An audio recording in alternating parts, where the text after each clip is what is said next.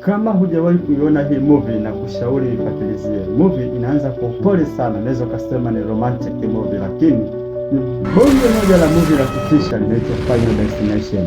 Inaanza pale ambapo jamaa na mpenzi wake ameamua kumpisha kitambaa ili ampeleke sehemu kama kumfanyia surprise. Na sehemu hiyo sio kwamba ni ya kinyonge, ni sehemu fulani hivi ambayo ni ya kibabe.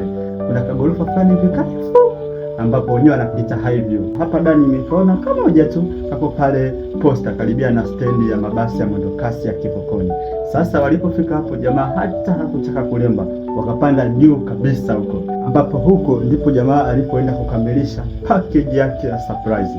Huko sasa alichukua pete na akamvisha mpenzi wake, lakini baada ya kumaliza kumvisha pete mpenzi wake, pembeni kidogo akamwona kuna dogo fulani alikuwa anacheza na hela.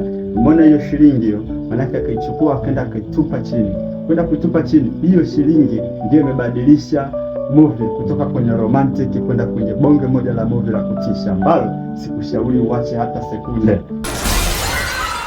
Hiyo shilingi ndio iliyoanza kuleta maafa. Shilingi ilienda kuharibu mitambo ikaanza kuteketea, jengo likaanza kuteketea, watu wakaanza kufariki, kila mtu akaanza kwenda sehemu ambayo yeye anajua yeye mwenyewe, na wapenzi wakaanza kupotezana. Lakini hayo yote ni 9.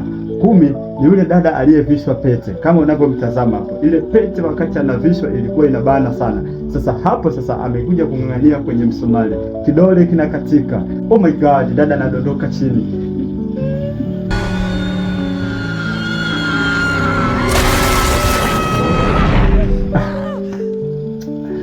Kumbe anaota. Yaani mimi kwa hadithi ya kocha huko nikajua na hadithi ya movie kali, kumbe mtu mwenyewe anaota.